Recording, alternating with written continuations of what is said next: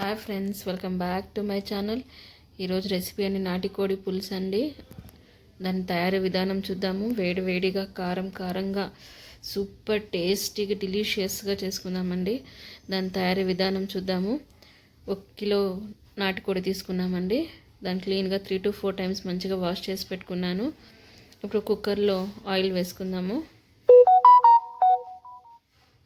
Oil వేసుకొని 3 to 4 spoons వేసుకున్నానండి oil.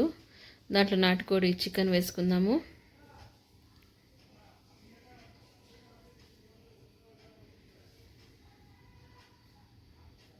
దాంట్లో కొంచెం సాల్ట్ వేసుకుందామండి. అది మంచిగా ఫ్రై చేసుకుందాము. ఒక 15 మినిట్స్ ఫ్రై చేసుకుంటే దాంట్లో ఉండే వాటర్ అంతా రిలీజ్ అవుతుంది.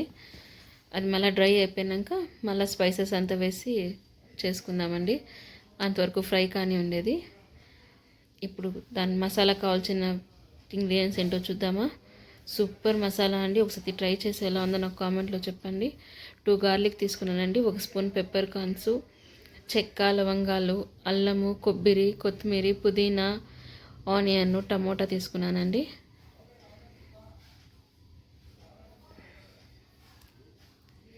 దాన్ని మిక్సీలో వేసుకుందాం. ఇప్పుడు ఒక మిక్సీ జార్లోకి ఆనియన్స్, మనం పెట్టుకునే మసాలా అంతా వేసుకుందాము.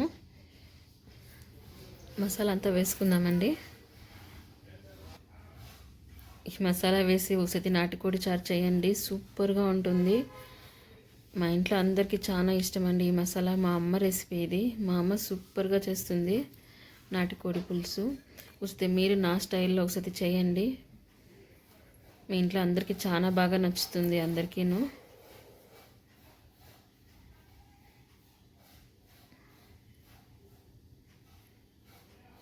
దీన్ని మిక్సీకి వేసుకుందామండి.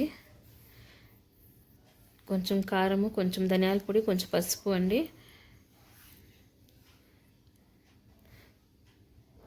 చూడండి, నైస్గా వేసుకున్నానండి పేస్ట్.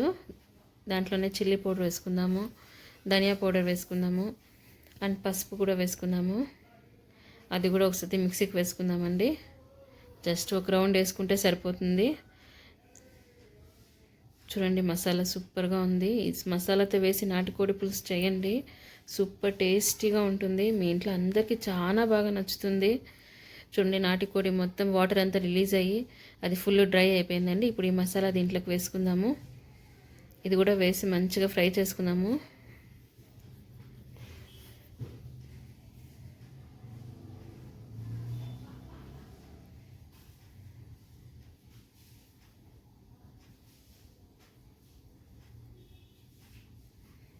చూడండి ఎలా ఉందో. దాంట్లోనే వాటర్ వేసుకుందాము. మీకు తగినంత వాటర్ వేసుకోండి.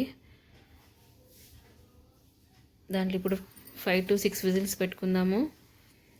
నాటుకోడి పులుసు రెడీ అయిందండి. సర్వ్ చేసుకుందాము. ఇప్పుడు వేడి వేడి రాగి సంగటి, నాటుకోడి పులుసు, ఆనియన్, కుకుంబర్ అండి, అండ్ దోసకాయ. సూపర్ టేస్టీ కాంబినేషన్ అండి, అండ్ టేస్టీ రెసిపీ. ఒకసారి ట్రై చేసి ఎలా ఉందో కామెంట్లో చెప్పండి. దీనికి మించిన రెసిపీ ఇంకోటి ఉంది అంటే నాకు తెలియదండి కాంబినేషను. ఒకసారి ట్రై చేసి ఎలా ఉందో చెప్పండి. Bye friends, subscribe to my channel.